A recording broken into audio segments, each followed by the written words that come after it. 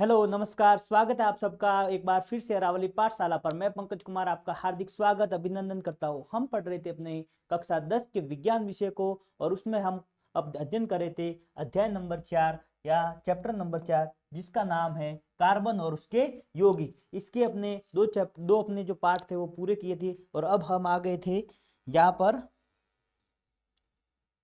इसके तीसरे वीडियो में हम पढ़ेंगे ये प्रकारात्मक समूह, ये सारे अपने पढ़ लिए थे और आज हम पढ़ेंगे कार्बन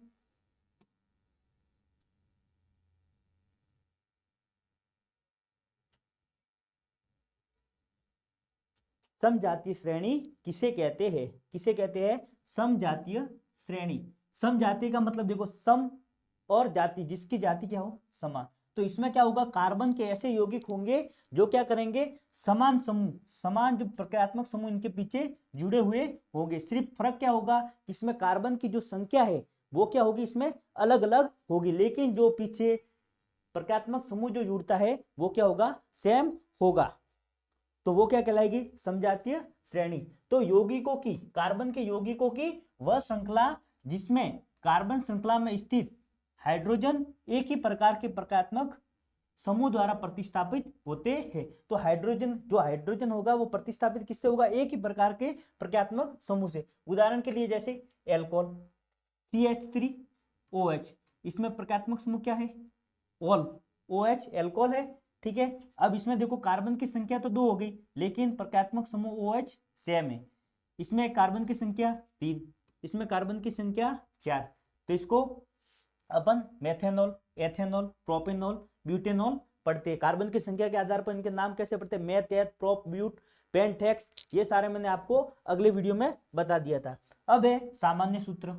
तो समजातीय श्रेणियों के उत्तरोत्तर सदस्यों में CH2 का अंतर होता है तथा 14 प्रोटॉन द्रव्यमान इकाई का अंतर होता है।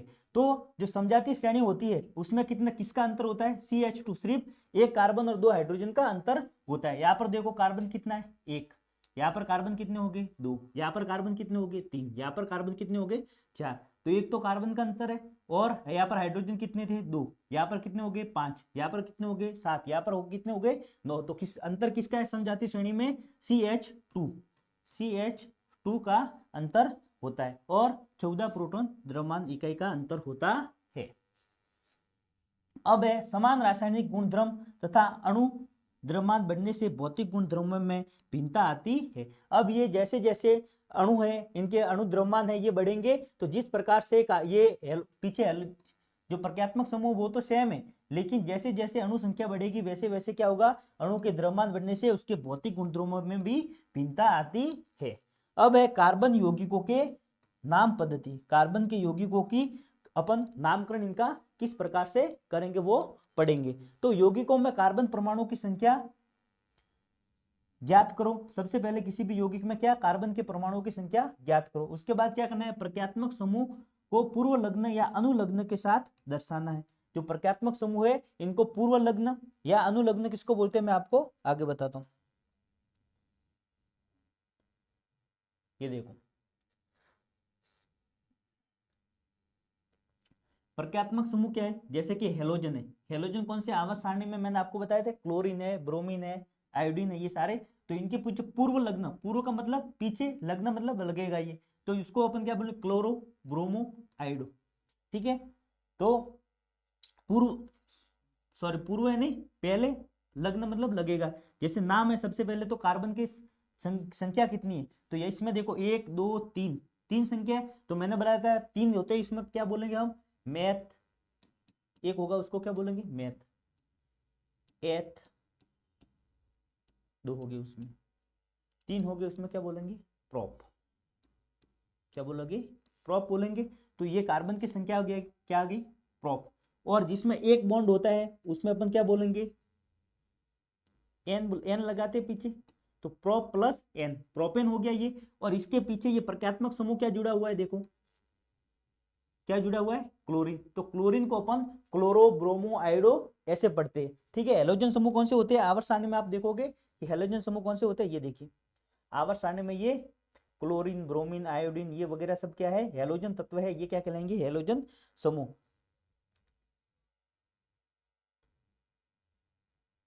तो इनका नामकरण किस प्रकार से करेंगे? सबसे पहले तो हम ये, जैसे ये कोई भी सूत्र दिया हुआ है, अब इसमें अपन देखेंगे, इस अणु सूत्र दिया हुआ है, इसमें सबसे पहले देखेंगे कार्बन की संख्या कितनी है, तो 1 2 3 देखेंगे, 3 देख लिया, 3 देखते अपन बोलेंगे ये क्या है? प्रोप। क्या है? प्रोप। और अब इसके बीच में बंध देखेंगे, सब में क्या है? सिंगल बॉन्ड है या एकल बंध है, तो एकल बंध होगा उसमें वो क्या हो गया? एथेन, तो इसके पीछे क्या लगेगा? एथेन, तो प्रोप एन। अब ये हेलोजन समूह कौन सा है? Chloro bromo iodo. अब इनको क्या करेंगे? इस नाम के आगे लगाएंगे, इसीलिए इसको क्या पूर्व लगाएंगे, नाम के पूर्व में लगाएंगे, इसीलिए पूर्व लग्न इसको बोलते हैं। तो क्लोरोप्रोपेन, नाम क्या हो गया? Chloropropane, propane. अब इसी तरह यहाँ पर जैसे आयोडीन जुड़ा हुआ है, तो यहाँ पर क्या बोलेंगे? आयोडोप्रोपेन। ठीक है। अब है उसके बाद एल्कोहल, जिसमें एल्कोहल होगा उसमें अनुलग्न, अनुलग्न क्या लगेगा? ऑल लगेगा। क्या लगेगा? ऑल, ओ एल, ऑल लगेगा। अनुलग्न का मतलब देखो, अनु का मतलब होगा पीछे, ये देखो पूर्व लग्न लग रहा था, हेलोजन समूह वो क्या लगेंगे?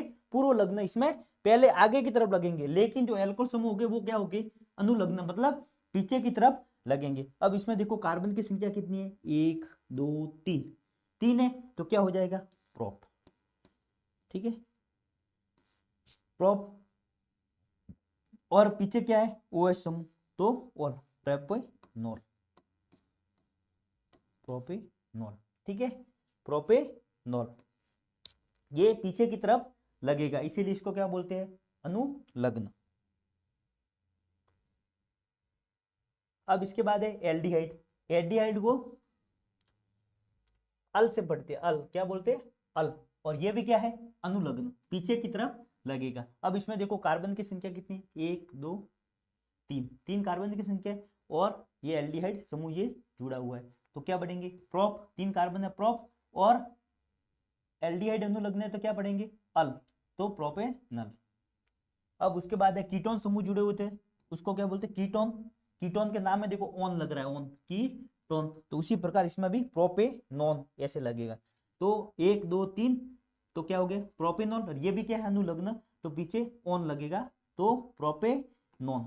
ठीक है, तो इस प्रकार से इनका नामकरण करना है। किस किस से? एल्डिहाइड है, एल्कोहल है, कीटोन है, इनको किसके रूप में लगाएंगे? अनुलग्न, पीछे की तरफ लगेंगे। और जो क्लोरोब्रोमो आयोडीन है उनको क्या करेंगे अपन? पूर्व लग्न या पहले लगाएंगे। अब कार्बनिक यौगिकों के रासायनिक गुणधर्म क्या क्या होते हैं वो हम पढ़ेंगे। तो कार्बनिक यौगिक के रासायनिक गुणधर्म, सबसे पहले कार्बनिक यौगिकों को अपन जलाएंगे तो क्या होगा? तो जब कार्बनिक यौगिकों को जलाएंगे, जब से, जैसे ये क्या है? मेथेन है, मेथेन है। अब इसको अपन जलाना है किसी को, तो किसके साथ रिएक्ट कराएंगे? ऑक्सीजन के साथ अभिक्रिया करवाएंगे। जब इसको ऑक्सीजन के साथ अभिक्रिया करवाई जाती है तो क्या होता है? कौन सी गैस निकलती है? CO2 गैस निकलती है, साथ में क्या बनता है? जल, उष्मा और प्रकाश उत्पन्न होता है। तो क्या होगा? जब अपन मेथेन को जलाएंगे तो ऑक्सीजन के साथ अभिक्रिया करेंगे, क्या बनेगी? CO2 गैस बनेगी, जल बनेगा, उष्मा और प्रकाश। तो कार्बन तथा उसके यौगिक को ईंधन के रूप में इस्तेमाल किए जाते हैं। अपन लकड़ी वगैरह सब जलाते हैं, ये क्या है? सारे क्या है? सारे कार्बन के ही रूप है। चारकोल है, कोयला है, ये सारे क्या है? कार्बन के ही रूप है। तो जब कार्बन तथा इसके यौगिक को ईंधन के रूप में इस्तेमाल किया जाता है, क्योंकि दहन पर ये प्रचुर मात्रा में क्या उत्सर्जित कर रहे हैं? देखो, उष्मा और प्रकाश, उष्मा और प्रकाश मुक्त करते हैं। संतृप्त हाइड्रोकार्बन वायु की उपस्थिति में जलने पर नीली स्वच्छ ज्वाला उत्पन्न करते हैं। जो संतृप्त हाइड्रोकार्बन होते हैं उनको अपन वायु की उपस्थिति में जलाएंगे तो नीली तथा स्वच्छ ज्वाला उत्पन्न करते। असंतृप्त हाइड्रोकार्बन, संतृप्त किसको बोलते हैं? असंतृप्त किसको बोलते हैं? मैंने आगे समझाया हुआ आपको अच्छे से। तो संतृप्त में क्या होगा कि कौन कौन से आएंगे इसमें? सिंगल बॉन्ड वाले। असंतृप्त में डबल बॉन्ड और ट्रिपल बॉन्ड वाले। दहन करने पर धुएं वाली पीली ज्वाला उत्पन्न करते हैं। तो असंतृप्त हाइड्रोकार्बन को अपन जलाएंगे तो कैसी धुआं निकलेगा? पीले रंग का धुआं निकलेगा। और जब संतृप्त हाइड्रोकार्बन को जलाएंगे तो नीले तथा स्वच्छ ज्वाला उत्पन्न होगी, क्योंकि असंतृप्त हाइड्रोकार्बन में कार्बन की प्रतिशत मात्रा संतृप्त हाइड्रोकार्बन से अधिक होती है, और वायु की उपस्थिति में कार्बन का पूर्ण अपचयन नहीं हो पाता है। तो जो असंतृप्त हाइड्रोकार्बन होता है इसमें कार्बन की प्रतिशत मात्रा संतृप्त की तुलना में अधिक होती है, इसके लिए ये क्या होगी? वायु की उपस्थिति में इसका कार्बन का पूर्ण उपचयन नहीं हो पाता है। तो कार्बन के यौगिकों को रासायनिक गुणधर्म में सबसे पहला अपने गुणधर्म क्या पढ़ा, दहन। दहन होगा तो क्या होगा कि सबसे पहले दहन में जब कार्बन के यौगिकों को जलाया जाता है तो CO2 जल तथा उष्मा तथा प्रकाश उत्पन्न करते हैं। जब संतृप्त हाइड्रोकार्बनों को जलाया जाता है तो क्या होता है कि उससे जो ज्वाला निकलती है वो नीली तथा स्वच्छ ज्वाला निकलती है, तथा असंतृप्त हाइड्रोकार्बनों को जब जलाया जाता है तो धुएं के साथ में क्या आएगा, धुआं आएगा और पीली ज्वाला उत्पन्न करेगा। धुआं कब निकलता है, जब यौगिक का पूर्ण दहन नहीं हो पाता है। तो असंतृप्त हाइड्रोकार्बन होता है उनका पूर्ण दहन नहीं होता है क्योंकि इसमें कार्बन की मात्रा अधिक होती है और वो ऑक्सीजन की उपस्थिति में इसका पूर्ण अपचयन नहीं हो पाता है। इस कारण क्या होता है कि ये जलने पर पीली ज्वाला तथा धुआं उत्पन्न करते हैं।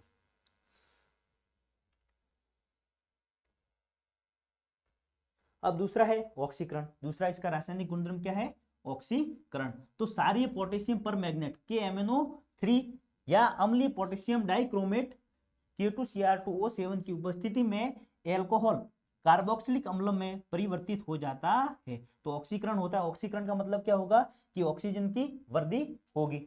तो ये जो एथेनॉल है, एथेनॉल भी क्या है, हाइड्रोकार्बन का एक रूप है, एथेनॉल है। अब इसको सारी KMnO4 या अम्लीय K2Cr2O7 के साथ जब इसको अपन गर्म करते हैं तो क्या बनता है, एथेनोइक अम्ल बनता है और ये क्या हो जाता है, इसका ऑक्सीकरण हो जाता है।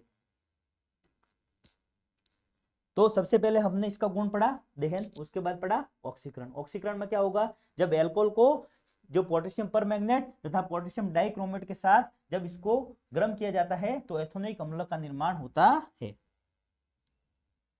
फिर है संकलन अभिक्रिया।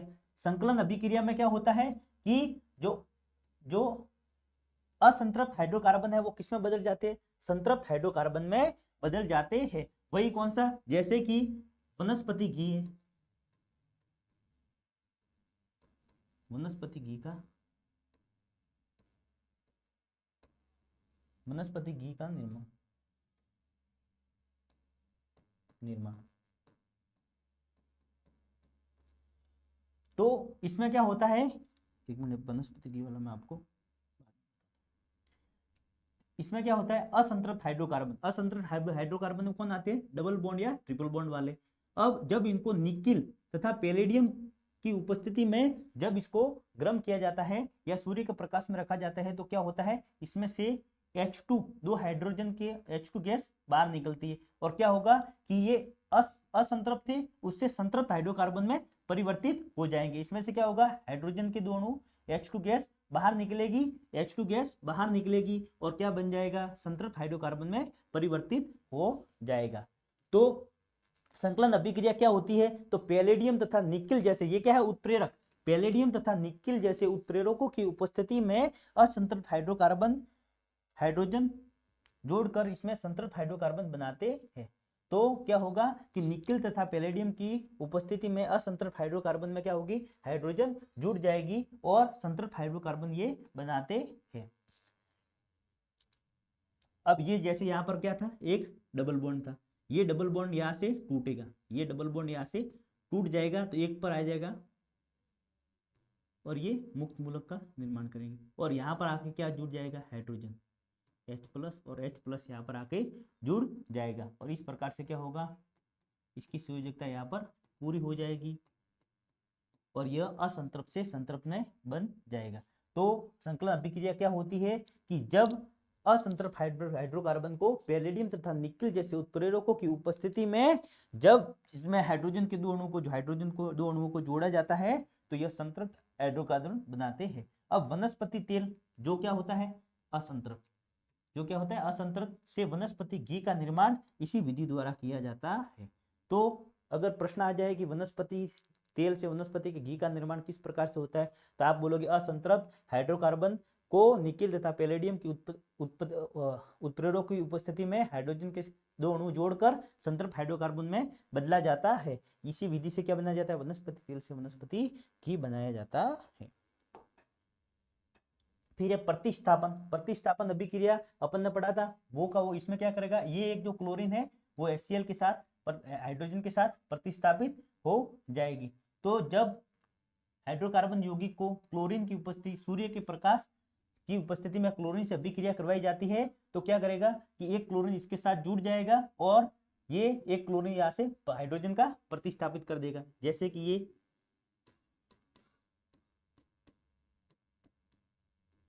4 अणु हाइड्रोजन के, अब ये क्लोरीन के साथ अभिक्रिया करेगी, करवाएंगे अपन, तो क्या होगा,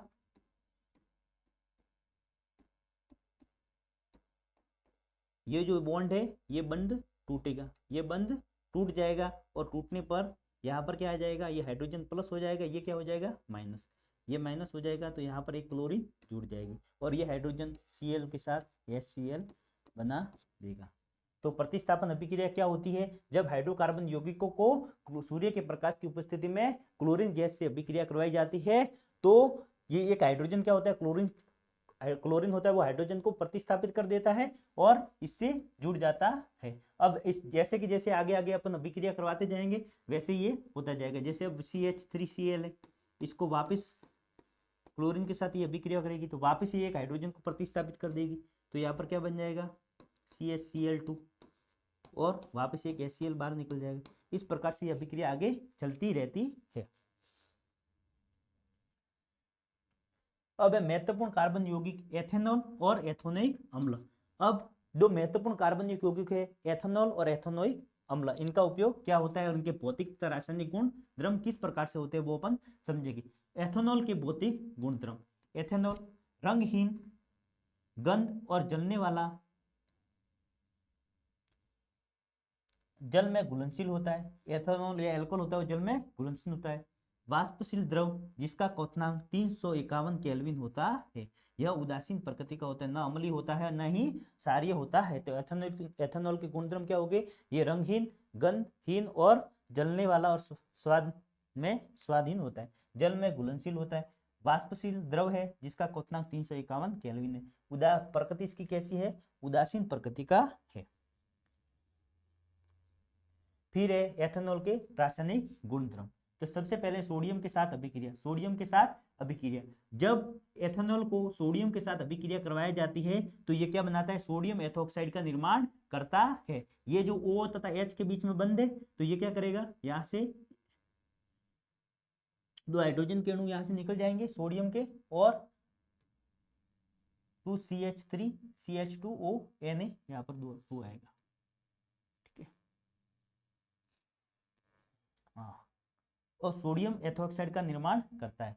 हाइड्रोजन गैस की उत्पत्ति में एथेनॉल की जांच इस अभिक्रिया द्वारा की जा सकती है। तो सोडियम के साथ अभिक्रिया किस प्रकार से करेगा अल्कोहल, जब सोडियम के साथ अभिक्रिया करेगा तो हाइड्रोजन गैस मुक्त होगी और साथ में क्या बनेगा, सोडियम एथोक्साइड बनेगा। हाइड्रोजन गैस की उत्पत्ति एथेनॉल की जांच इस अभिक्रिया द्वारा की जा सकती है। फिर है निर्जलीकरण। निर्जलीकरण में क्या होगा कि जो एल्कोहल है उसका अपन H2SO4 या अम्ल के साथ अभिक्रिया कराएंगे तो इससे क्या होगा, जल का एक अणु हो वो बाहर निकल जाएगा या इससे मुक्त हो जाएगा और क्या बनेगा, एथीन का निर्माण होगा। किस प्रकार से होगा कि ये जैसे जब H2SO4 के साथ इसको अभिक्रिया करवाएंगे तो ये जल के एक अणु का क्या कर देगा, त्याग कर देगा, जल के एक अणु का त्याग करेगा और इससे क्या बन जाएगी, एथीन बन जाएगी। अब है एथेनोइक अम्ल। एथेनोइक अम्ल जिसके पीछे कौन सा समूह जुड़ा है, COOH समूह जुड़ा होता है वो कार्बोक्सिलिक अम्ल कहलाता है। तो एथेनोइक अम्ल में कितने कार्बन होंगे, 2। ये एथेनोइक अम्ल, ये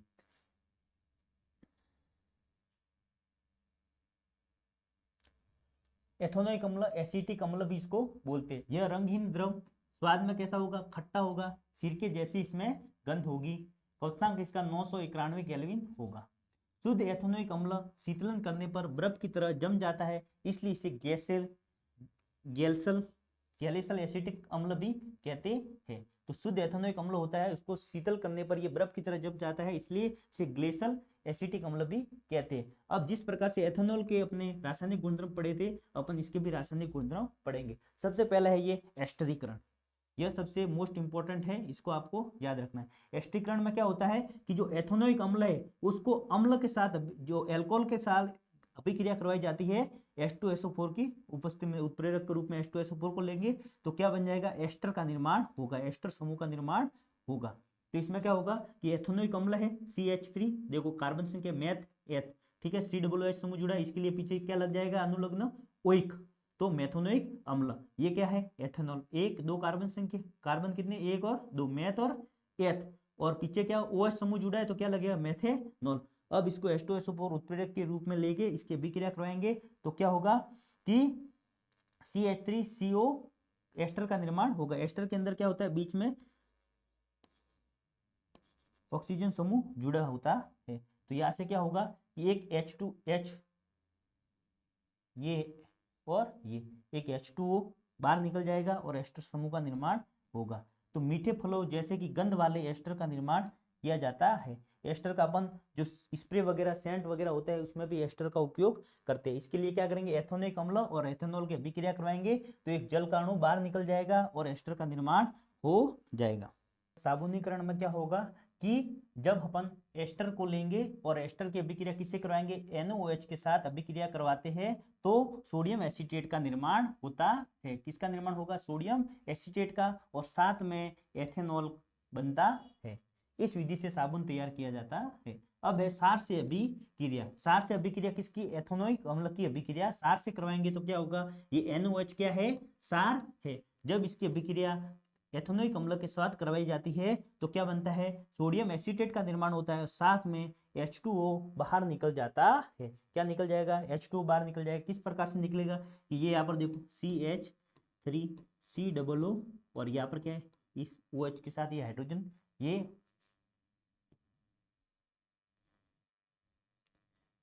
या इसके साथ हाइड्रोजन जुड़ा हुआ है और ये क्या है NaOH।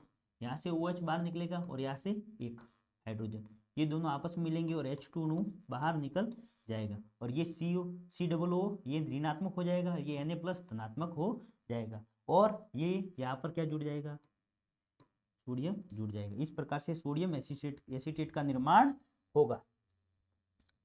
अब उसके बाद है कार्बोनेट तथा हाइड्रोजन कार्बोनेट से अभिक्रिया। तो ये है एथेनोइक अम्ल अपना, और इसको सोडियम कार्बोनेट और सोडियम बाइकार्बोनेट के साथ किस प्रकार से अभिक्रिया होती है वो अपन को देखना है। जब सबसे पहले इसको सोडियम कार्बोनेट के साथ अभिक्रिया करवाई जाती है तो यह सोडियम एसीटेट का निर्माण वापिस और H2 और साथ में क्या CO2 गैस बाहर निकाले। ये जहां पर कार्बोनेट और हाइड्रोकार्बोनेट साथ अभिक्रिया होती है वहां पर CO2 तो बाहर निकलती है।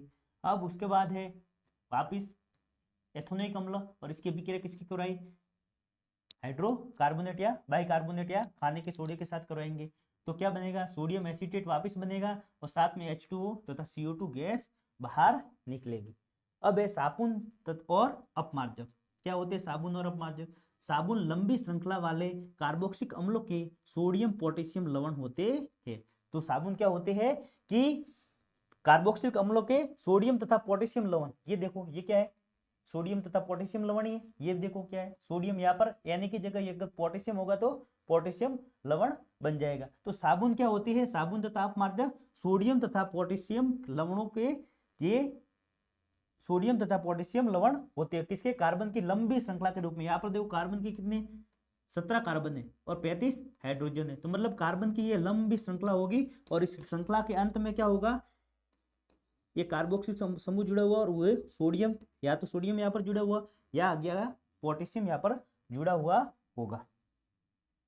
साबुन केवल मृदु जल में ही सफाई करते, जो साबुन होते हैं वो केवल मृदु जल में ही सफाई करते। आप देखो घर पर कभी कभी साबुन से क्या होते हैं, दाग वगैरह नहीं निकलते हैं, लेकिन जब उसको अपन अपमार्जक से या डिटर्जेंट से धोते हैं तो वो अच्छी से निकल जाते। तो जो साबुन होते हैं वो तो केवल मृदु जल में ही झाग देते, लेकिन अपमार्जक है वो कठोर जल में भी झाग देते हैं। तो साबुन और अपमार्जक क्या होते हैं, इस साबुन लंबी श्रृंखला वाले कार्बोक्सिलिक अम्ल के सोडियम तथा पोटेशियम लवण होते हैं। C17H35COO Na। साबुन केवल मृदु जल में सफाई करते हैं। अपमार्जक लंबी श्रृंखला वाले कार्बोक्सिलिक अम्लों के अमोनियम, ये तो किसके थे, सोडियम और पोटेशियम के लवण थे, लेकिन जो अपमार्जक होते हैं वो अमोनियम तथा सल्फोनेट लवण होते हैं। तो अपमार्जक क्या है, लंबी श्रृंखला वाले कार्बोक्सिलिक अम्ल के जो अमोनियम तथा सल्फोनेट के लवण, और साबुन क्या है, लंबी श्रृंखला वाले कार्बोक्सिलिक अम्ल के सोडियम तथा पोटेशियम के लवण। जो अपमार्जक होते हैं वो कठोर एवं मृदु जल में सफाई कर सकते हैं। तो आपको अगर अंतर पूछे कि साबुन और अपमार्जक में क्या अंतर होता है, तो सबसे पहले तो आप बोलोगे कि साबुन क्या होते हैं, साबुन कार्बन की लंबी श्रृंखला वाले कार्बोक्सिलिक अम्ल के सोडियम तथा पोटेशियम के लवण होते हैं, जबकि अपमार्जक क्या होंगे, कार्बन की लंबी श्रृंखला के कार्बोक्सिलिक अम्ल के जो अमोनियम तथा सल्फोनेट लवण होते हैं। साबुन क्या करेगा, केवल मृदु जल में ही झाग देगा या सफाई करेगा, लेकिन जो अपमार्जक होते हैं वो कठोर जल तथा मृदु जल दोनों में झाग देते हैं। अब जो कार्बन की श्रृंखला वाला सीरा है तो ये किस प्रकार से होता है, ये देखो, ये जो है C17 H35 और COON। अब इसमें क्या होगी, दो सीरे होंगे, एक होगा जल रागी और एक जल विरागी सीरा। तो ये जो सोडियम Na+ वाला सीरा है जल रागी सीरा, ये जो आयनिक भाग है वो तो क्या होगा, जल रागी सीरा, और जल विरागी सीरा लंबी हाइड्रोकार्बन श्रृंखला वाला सीरा। जैसे कि ये जो इतना भाग है पूरा, ये तो क्या होगा, जल विरागी। और ये देखो ये Na+ है तो ये टूटेगा यहाँ पर, और ये कैसे बनेगा, C17 H35 COO negative Na+ ये पॉजिटिव है। तो ये जो आयनिक वाला भाग है वो तो कैसा होगा, जल रागी। जो जल रागी सीरा कैसा होगा, आयनिक भाग, और जल विरागी सीरा लंबी हाइड्रोकार्बन की जो श्रृंखला होगी वो जल विरागी होगी। ये जो जल विरागी सीरा है वो तो तेल मैल वगैरह होता है उसमें घुलनशील होता है, लेकिन ये जल रागी वो जल में घुलनशील होगा। तो ये इस प्रकार से कार्बन की श्रृंखला ये होगी, और यहाँ पर क्या होगा, जल रागी आयनिक भाग, और ये जल विरागी सीरा बाहर की तरफ या पीछे की तरफ होगा।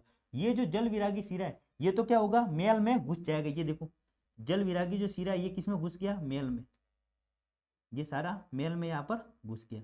और जल रागी सीरा आयनिक भाग इसके बाहर की तरफ है, ये तेल की बूंद क्या है, मैल वगैरह है। अब जो ये कार्बन की श्रृंखला वाला भाग है, जो जल विरागी भाग है, वो पूरा इस मैल को घेर लेता है, और ये जल विरागी भाग है, जल जो रागी भाग है वो बाहर की तरफ होता है। तो साबुन किस प्रकार से सफाई करेगा कि जब ये आयनिक भाग और जो जल विरागी और जल रागी सिरा है ये दोनों अलग अलग हो जाएंगे, तो जल जो विरागी सिरा होगा वो तो किसमें घुस जाएगा, मैल वगैरह में, यहाँ पर इसको पकड़ लेगा, और बाहर की तरफ क्या होगा, ये जल रागी सिरा होगा। जब अपन इसके ऊपर पानी डालेंगे तो ये जो जल रागी सिरा है वो जल में घुलकर इसको बाहर मैल को खींचकर बाहर निकाल देगा। जो साबुन अणु की संरचना, साबुन की सफाई प्रक्रिया किस प्रकार से होती है, मैल तेली होती है। मैल जो प्रकृति होती है वो अपने कपड़ों पर मैल वगैरह, उसकी प्रकृति कैसी होती है, तेलीय। तो जल विरागी सीरा तेल में घुल जाता है, किसमें घुलेगा, जल विरागी सीरा तेल में घुल जाएगा, और जल रागी सीरों के चारों तरफ पानी से गिर जाता है, इससे मिशेल संरचना बन जाती है। मिशेल का मतलब झाग। साबुन का मिशेल मैल को पानी में घुलाने में मदद करता है और कपड़े साफ हो जाते हैं। साबुन कठोर जल में उपस्थित मैग्नीशियम तथा कैल्शियम के लवण के साथ अभिक्रिया करके अघुलनशील पदार्थ बनाता है। यह इसकम सफाई प्रक्रिया में बाधा डालता है, इसीलिए क्या होता है कि साबुन होते हैं वो जो साबुन के लवण है वो मैग्नीशियम तथा कैल्शियम के लवण के साथ अभिक्रिया करके अघुलनशील पदार्थ बनाता है। लेकिन अपमार्जक होता है वो इसमें इस प्रकार का नहीं होता। अपमार्जक का उपयोग करने पर कठोर जल में भी सफाई प्रक्रिया प्रभावशाली होती है, क्योंकि यह मैग्नीशियम तथा कैल्शियम आयनों के साथ अघुलनशील लवण नहीं बनाता है। तो एक तो ये और अंतर हो गया, साबुन और अपमार्जक में एक और अंतर हो गया। तो साबुन और अपमार्जक में क्या है कि साबुन होते हैं वो तो कैल्शियम तथा मैग्नीशियम के लवणों के साथ घुलकर अघुलनशील पदार्थ बनाता है, लेकिन अपमार्जक नहीं बनाता है। साबुन की सफाई विधि कैसे होगी कि मैल होगा, मैल में ये हाइड्रोकार्बन वाला भाग इसमें जुड़ जाएगा, यहाँ पर हाइड्रोकार्बन वाला भाग यहाँ पर जुड़ जाएगा, हाइड्रोकार्बन वाला भाग यहाँ पर आयन जो और आयनिक भाग यहाँ पर बाहर की तरफ जुड़ जाएगा।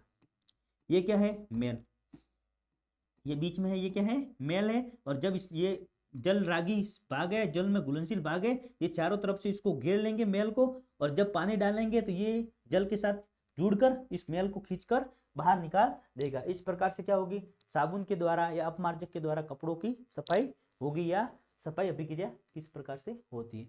तो अगर आपको वीडियो अच्छी लगी हो तो जल्दी से चैनल को सब्सक्राइब कीजिए। मिलते हैं अपने नेक्स्ट वीडियो में, धन्यवाद।